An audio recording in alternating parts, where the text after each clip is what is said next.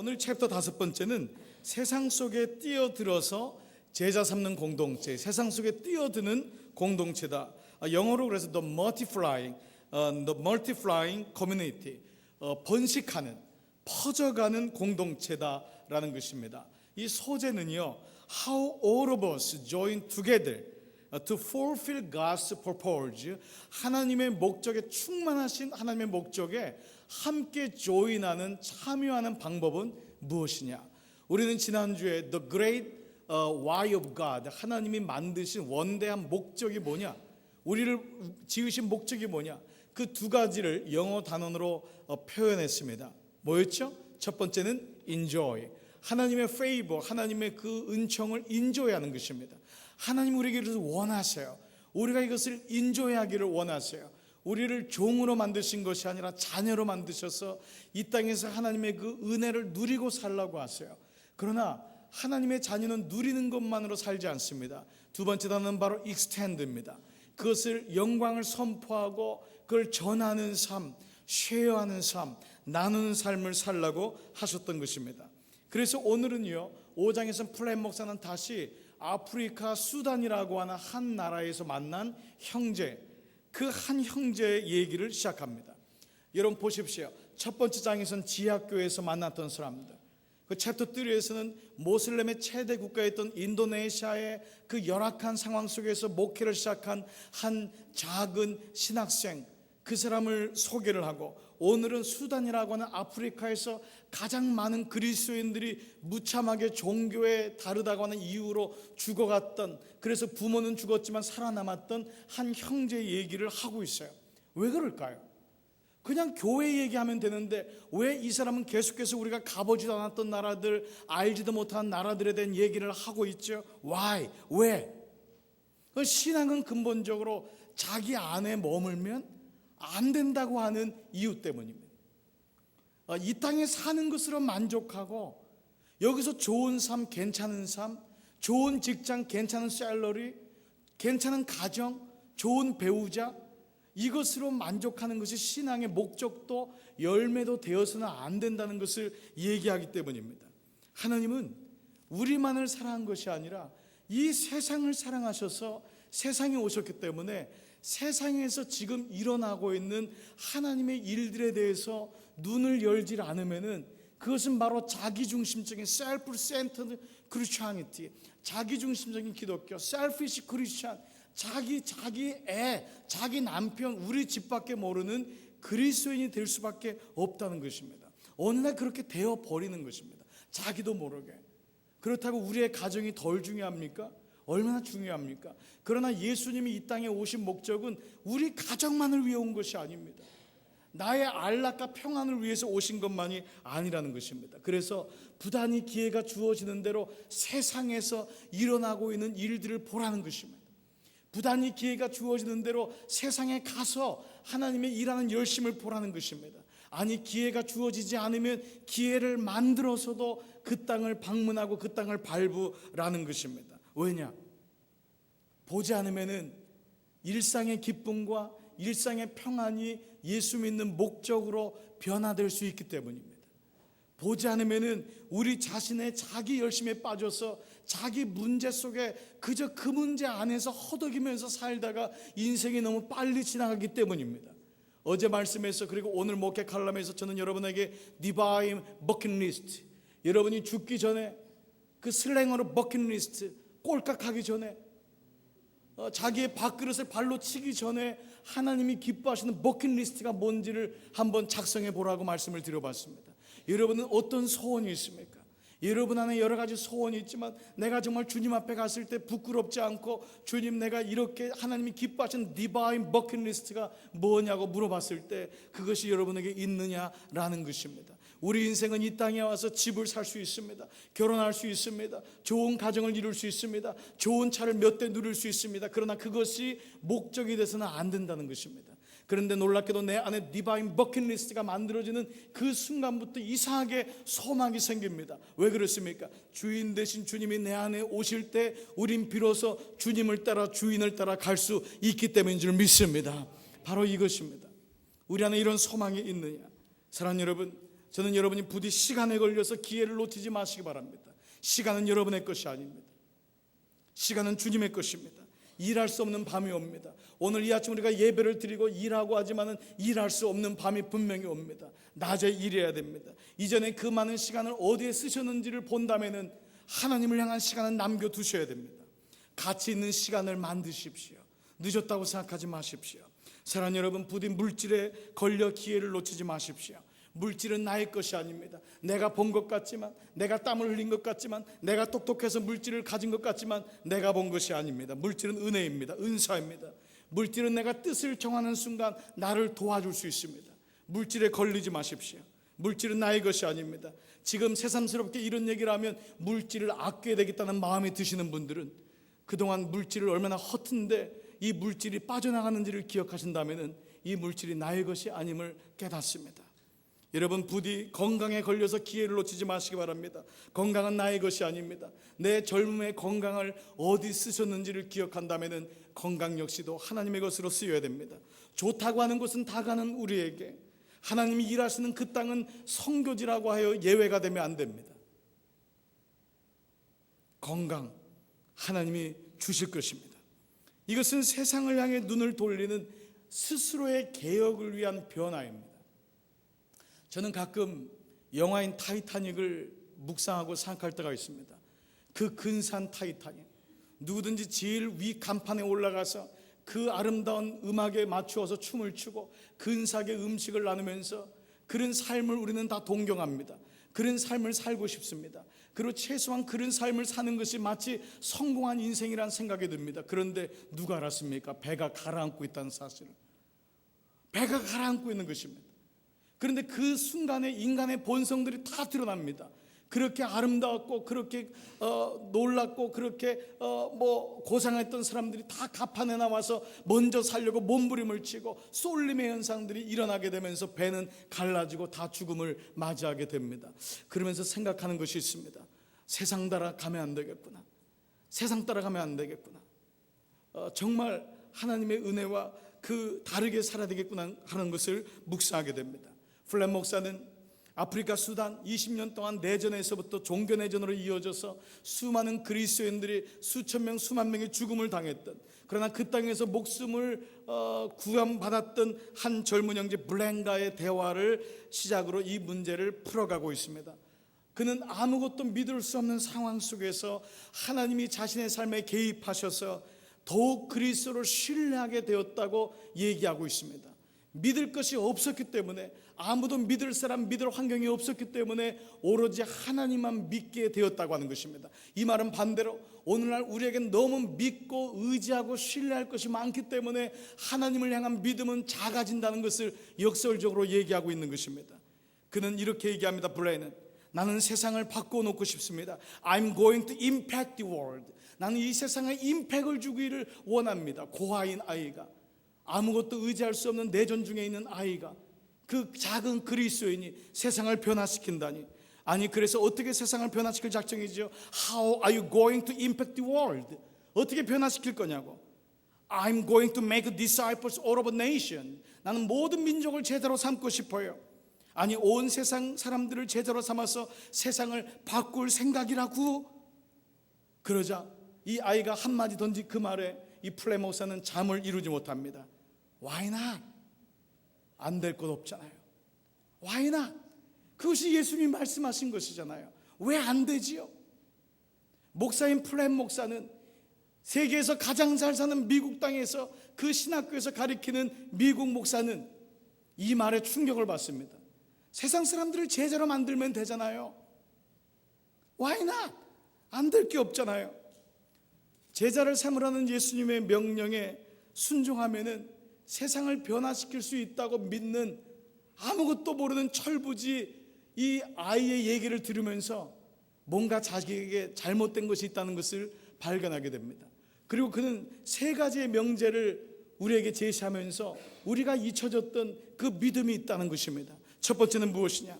예수님은 우리가 사는 곳이나 능력, 교육 정도, 연봉 따위와 상관없이 그리스도인 하나하나를 향해서 제자 삼으라고 명령하셨다는 것입니다.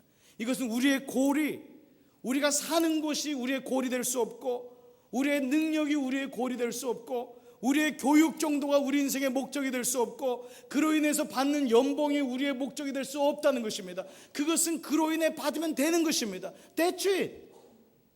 그것이 중요한 것이 아니라 그것은 은혜입니다. 이것이 중요한 것이 아니라 상관없이 그리스도인 하나하나를 향해 제자를 삼으라고 명령하셨다. 이것이 바로 핵심 가치라는 것입니다. 두 번째는 이것이 곧 세상을 바꾸는 방법이다. 세상을 바꾸는 건 대통령이 새로워져서 되는 것이 아니라는 것입니다. 좋은 대통령을 만나는 것은 은혜일 것입니다. 그러나 대통령이 세상을 바꾸거나 세상의 법이 세상을 바꾸질 않습니다. 우리는 그렇게 당하고 그렇게 반복을 해도 끊임없이 사람에게 의지하는 참 어찌할 수 없는 본능이 있습니다. 그것은 이것이 세상을 바꿀, This is means, 이것이 세상을 바꿀 수 있는 유일한 방법이다 라는 것입니다. 세 번째, 예수님은 이웃의 유익과 하나님의 영광을 추구하는 일을 통해 모든 민족에게 복음을 전하는 이 단순한 길을 함께 걷자고 지속적으로 부르고 계셨다라는 것입니다. 영어성에 보니까 이 영어 말에 보면 Indeed, Jesus has invited us to join with Him in the surprisingly simple journey. 이 놀랍게 간단하고 단순한 길로 우리를 부르셨다. 제자 삼아라. 제자를 삼아라. 이것은 하나님의 축복, 그 은혜가 어떻게 그분의 목적과 연결될 수 있느냐. 우리에게 주신 은사, 우리에게 주신 능력, 우리에게 주신 물질, 우리에게 주신 교육, 지혜, 가정, 모든 것이 어떻게 하나님의 영광을 위해서 링크, 커넥션 될 수 있는지를 묻고 있는 것입니다. 그리스도인들은 그럼 어떻게 제자를 삼아야 되느냐? 왜 제자가 되어야 되느냐? 그분의 영광을 세상에 어떻게 전할 것인가를 우리의 삶 가운데서 연결해서 묻고 있습니다. 여러분, 이미 우리는 이 길로 들어섰고 이미 일상의 삶 속에서 애를 쓰고 매 주간마다 그래서 그것을 예배를 통해 확인하고 믿음으로 살려고 애쓰고 있죠.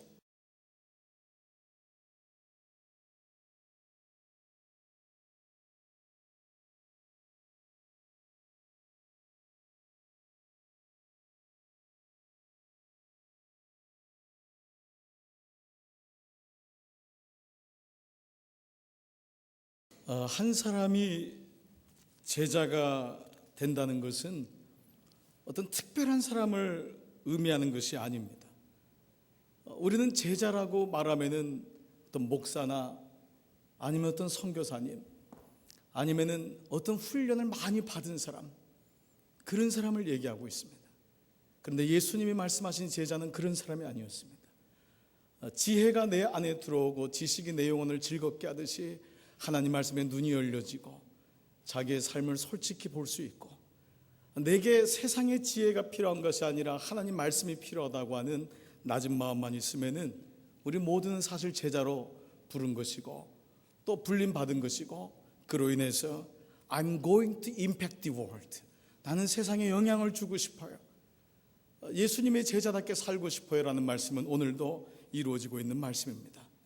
그래서 예수님은 처음부터 군중을 부르지 않고 한 분 한 분을 부르셨고 그로 인하여서 세상을 변화시켰습니다.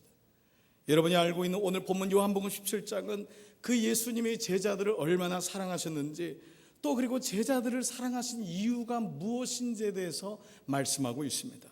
요한복음 17장 오늘 말씀은 저희는 아버지의 것이었는데 우리가 누구의 것이냐? 아버지의 것이었는데 내게 주셨으며 저희는 아버지의 말씀을 지켰나이다. 지금 저희는 아버지께서 내게 주신 것이 다 아버지께로서 온 것인 줄 알았나이다. 그리고 더 나아가서 그렇게 제자를 부르신 이유가 뭐냐? 17절, 저희를 진리로 거룩하게 하옵소서. 아버지의 말씀은 진리니이다. 아버지께서 나를 세상에 보내신 것 같이 나도 저희를 세상에 보내었습니다. 이제는 나를 부르신 이유가 무엇인지에 대한 말씀을 주시면서 눈에서 비늘이 벗겨진 사람이 어떤 삶을 살아야 하는지, 그리고 그것을 마지막 제자들에게 유언같이 말씀하시기를 우리가 잘 아는 마태복음 28장, 그러므로 너희는 가서 모든 민족을 제자로 삼아 아버지와 아들과 성령의 이름으로 세례를 베풀고 내가 너에게 분부한 모든 것을 가르쳐 지키게 하라라는 말씀입니다. 바로 이것이 바로 주님의 목적입니다. 우리에게 부르셔서 우리로 말씀의 눈을 뜨게 하고, 그리고 하나님을 보게 하고 만나게 하고, 그로 인하여서 우리 안에 머물게 하는 것이 아니라 그 다음은 enjoy, 다음에 extend, 그 말씀을 가지고 너희는 세상에 가라라는 것입니다. 우리는 제자라고 하는 말, 제자 삼는다고 하는 말에는 우리는 나라는 사람은 예외로 둘 때가 있다는 것입니다. 오늘날 병든 교회, 병든 그리스도인들은 나 대신 누군가 대신해 주기를 원합니다. 그리고 어느 날 내 안에 이상한 교만이 있습니다. 나는 다 알고 있다는 생각을 하고 있습니다.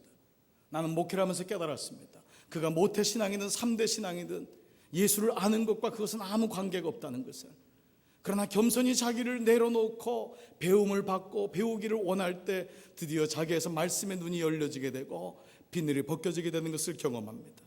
그래서 누군가가 나를 대신해서 일하고 성경 공부하고 은혜 받으면 된다고 생각하고 자기는 뒤에서 팔짱을 끼고 방관자가 되고 코치가 되고 훈수자가 됩니다.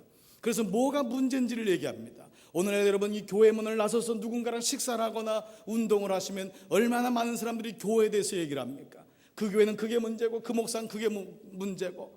그러나 그 안에 진리가 없다는 것을 우리가 아는 것은 그는 제자의 삶을 살고 있지 않다는 것입니다.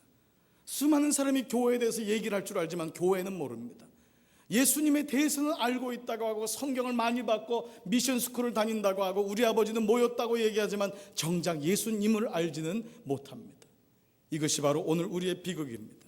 그런데 예수님은 한 사람 한 사람을 세우셔서 각자의 삶을 향한 그리스도의 목적을 분명하게 인식하고 그대로 살아가도록 키워내는 것, 이것이 바로 온 세상을 변화시킨 그리스도의 전략이라는 것입니다.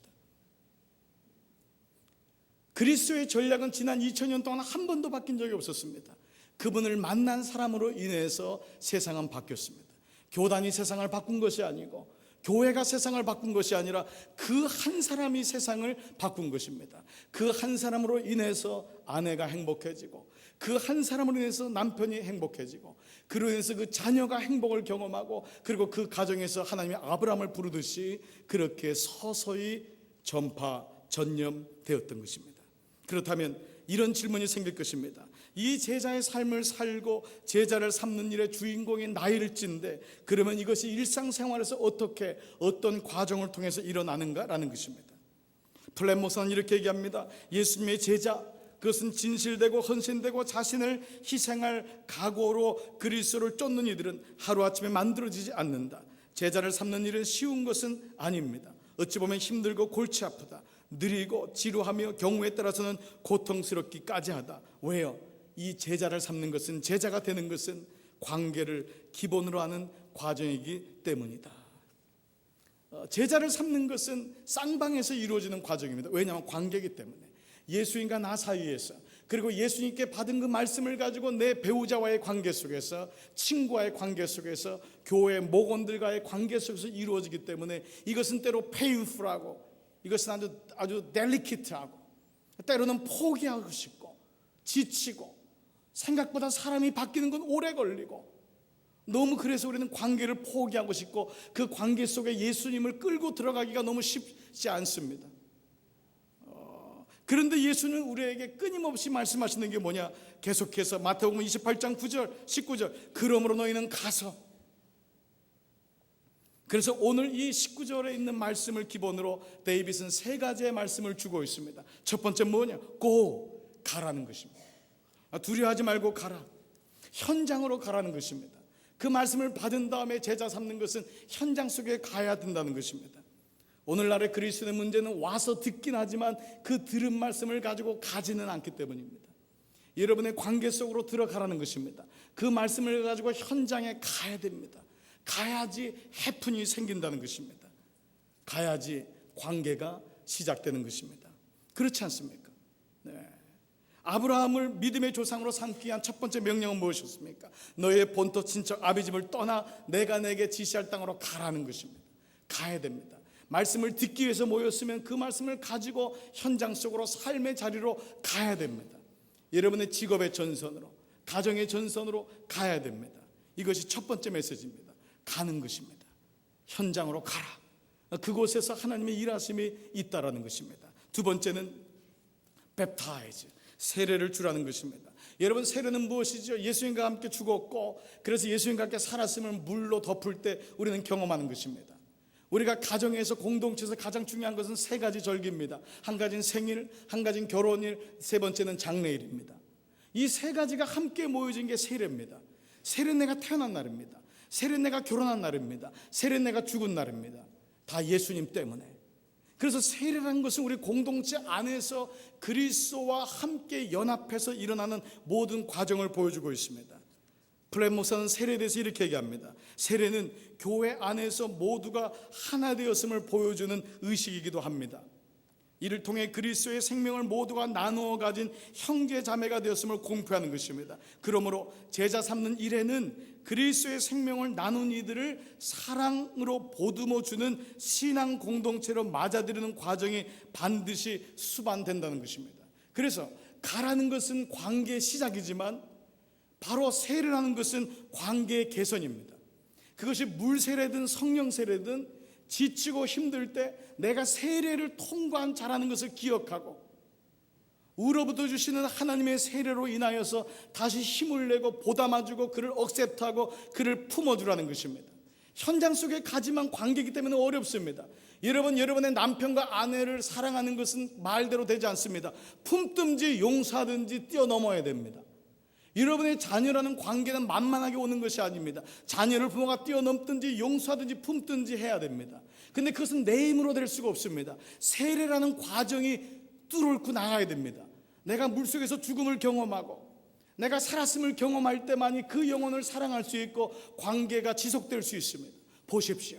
교회를 보십시오. 우리가 그렇게 예수를 믿고 그 뜨거운 마음으로 사역을 하지만 부닥치는 건 사람입니다. 나 때문에도 그 사람이 안 나오고 그 사람 때문에 나도 안 나올 수가 있습니다. 그런 과정에서 물 세례, 성령 세례를 받자는 뵙타이즈가 없으면 우리의 관계는 개선되지 않습니다. 디벨롭이 안 되는 이유는 무엇입니까? 하나님의 은혜가 떨어졌기 때문입니다. 하나님의 은혜를 끊임없이 받는 내면적인 변화가 있어야 하는 것입니다. 가라는 것이 외면적인 변화의 결단이라면 세례를 주라, 세례를 받으라는 것은 내면적인 변화의 개혁입니다. 커피 전문점인 스타벅스는 여러분 잘 알고 있는 미국의 전 세계 거대한 매장입니다. 회장 하워드 슐츠라는 사람이 만드는 이 커피점 책으로도 나왔죠. 근데 2008년 지금부터 만 3년 전에 이 회사가 거품으로 인해서 주가가 반토막이 되면서 완전히 망하기 일보 직전까지 간 것도 여러분 아실 것입니다. 더 이상은 들어가지 않는 것입니다. 사람들이 먹지 않는 것입니다. 쓰다, 독하다, 비싸다 얘기가 터져나오기 시작했고 그 안에 종업원들에게 너무 과한 인슈런스 이런 책정 때문에 다 매상이 줄어들고 있다는 것이었습니다. 이때 CEO로 다시 복귀한 슐츠는 가장 먼저 한 것은 7,100개의 미국 내에 있는 스타벅스를 하루 동안 다 닫는 일이었습니다. 이거를 발표하자 이 사진들은 다 멍청한 짓이고 미친 짓이라고 했습니다. 7,100개에서 하루의 매상은 수조 원이었습니다. 그것은 기업을 몇 개를 열 수 있는 돈의 가치였습니다. 그런데 과감하게 문을 닫았습니다. 그리고 다시 스타벅스에 있는 바리스타들, 커피를 만드는 사람들을 재교육하는 일로 삼았습니다. 그리고 다시 제 핵심 가치를 회복하는 일이 우선이라고 생각했습니다. 그것은 스타벅스는 돈을 버는 것이 아니라 그것은 바로 영혼을 감동시키는 커피를 판다 라고 하는 첫 번째 핵심 가치, 메인 밸류를 회복하는 것이었습니다. 그때 놀랍게도 스타벅스는 사람들이 모이기 시작했고 회복하기 시작했습니다. 커피점이 이럴진데 우리 인생도 마찬가지라고 생각합니다. 우리 인생이 고달픈 이유는 뭐냐면 메인 밸류를 잃어버렸기 때문입니다.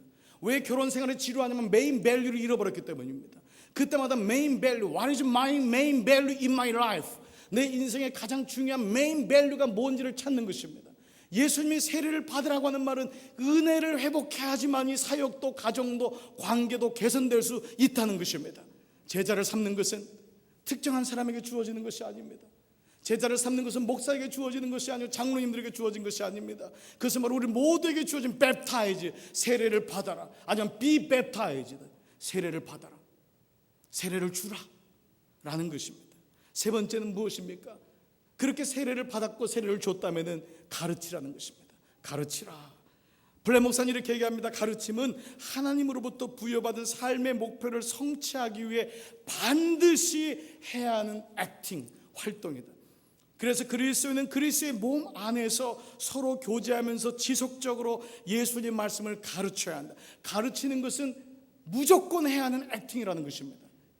그런데 일반적으로 우리가 생각하는 가르침이라고 생각하면 교실을 떠올립니다. 그리고 교실 안에 앉아있는 나를 생각합니다. 그리고 좋은 선생을 먼저 추주하려고 하는 생각을 하게 됩니다. 어디 좋은 선생 없나라고 합니다. 그런데 성경에서 예수님이 말씀하신 메인 밸류, 핵심 가치는 너가 가르치라는 것입니다. 우리는 성경 공부를 참 좋아합니다. 이것은 잘못된 일이 아닙니다. 성경 공부에 대해서 관심이 없는 분보다는 훨씬 낫습니다. 그런데 문제는 뭐냐 하면 계속 계속 공부만 하는 것입니다. 죽을 때까지 선생을 계속 바꿔 돌리는 것입니다. 이번엔 이 장로님, 이번엔 박 장로님, 이번엔 오 장로님, 이번엔 김 목사님, 이번엔 짱 목사님. 더 이상 갈 데가 없으면 누구에게 갈 겁니까? 성경은 가르침을 받으라고는 얘기 물론 하고 배우라고 하지만 그것이 언제까지 배울 것인지를 묻는 것입니다. 그런데 예수님은 오늘 우리에게 성경 공부에 참석하고 성경을 공부하고 말씀 그렇게 하라고 말씀하지 않으시고 내가 가르치라, 가르쳐서 그에게 지키게 하라라고 하는 것입니다. 말씀은 먹기 위해서만, 받기 위해서만 받는 것이 아니라 가르치기 위해서, 나누기 위해서 받는 것임을 리마인드 시킵니다. 이것이 바로 리프로덕션, 재생산입니다. 제자는 뭐냐? 받는 사람이 아니고 가르치는 사람. 가르쳐야 됩니다. 이것이 말씀의 확장입니다. 그리고 이것이 바로 관계의 열매입니다. 그런데 우리는 어떤 생각들입니까? 나는 아직 아닌데, 나는 가르칠 게 없는데. 아닙니다. 너무 많습니다. 그것이 정리되어 있지 않은 것까지 느껴질 뿐입니다. 도대체 언제까지 배워야지 가르칠 수 있다고 생각하십니까? 많은 사람들은 아직도 나는 아니라고 생각합니다. 가르치는 걸 거창하게 생각합니다. 그런데 예수님은 한 번도 그런 거 토를 달지 않았습니다. 그냥 가르치라, 가르치라, 전하라 라는 것입니다. 플레 목사는 우리에게 묻습니다. 당신은 왜 말씀을 듣습니까? 여러분에게 한번 여쭤보겠습니다. 여러분 왜 오늘 말씀을 듣습니까? 그럼 첫 번째, 은혜 받으려고. 그럼 왜 은혜를 받으십니까? 그 다음부터가 헷갈리는 것입니다. 왜 은혜를 받으십니까? 믿음으로 살려고. 그 말이 그 말입니다. 그 믿음으로 살고 그 다음에 뭐 가서 열심히 살려고. 또 그 말이 그 말입니다. 왜 말씀을 듣습니까? 한마디입니다. 가르치기 위해서. 제자는 가르치기 위해서. 누구에게 가르치기 위해서. 블레 목사는 이렇게 얘기합니다. 우리는 천성적으로 받아먹기를 좋아한다. 이거 번역을 아주 기분 나쁘게 했어요. 천성적으로 받아먹기를 좋아한다. 하나님 말씀을 배우고 싶어 한다 하더라도 여기서 무슨 유익을 얻을 수 있을까라는 자기 중심적인 마음을 가지고 접근한다. 하지만 지금껏 살펴본 것처럼 그건 잘못된 기독교다. 성경 말씀을 공부하는 자세를 바꾸면 어떻게 될까? 어떻게 하면 말씀을 잘 들어서 다른 이들을 가르칠 준비를 제대로 갖출 수 있을까라는 마음을 품기 시작하면 무슨 일이 일어날까? 플레 목사는 수단에 있는 사람들을 얘기하면서 그들이 말씀을 들을 때 다 적고 눈동자 하나 흐트러지지 않는 이유는 그것을 가지고 성경 한 권 없는 부족으로 가서 그대로 가르쳐야 하기 때문에. 왜 선교지에 가면 사람들이 졸지도 않고 말씀을 듣냐? 그 말씀을 모르는 사람에게 가르치고 싶어서. 근데 오늘날 우리의 문제는 뭐냐 하면 그 말씀을 받고 조금만 나하고 틀리면은 눈을 감아버린다는 것입니다. 조금만 나하고 틀리고 저게 나를 까는 얘기야라고 생각합니다. 왜 이럴까? 나누지 않기 때문에 그렇습니다. 너무 많은 말씀이 내 안에 함축되어 있습니다. 여러분 인간의 육체의 기능을 아시죠? 뒤로 빠지지 않고 계속 먹기만 하면은 가스가 생깁니다. 그런데 일반 처음에는 그냥 고소한 가스지만 나중엔 주변 사람을 다 죽이는 공포의 가스가 됩니다. 그래서 나눔이 없는 그리스도가 오래되면은 정말 무서운 그리스도이 되는 것입니다. 여러분 초신자가 주님을 아프게 하는 거 봤습니까? 저나 여러분처럼 오래 예수를 믿은 사람이 주님의 마음을 아프게 하지 않습니까?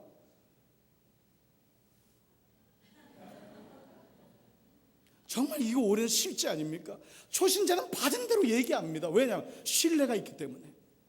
말씀을 받은 대로 나가서 얘기하고 전도합니다.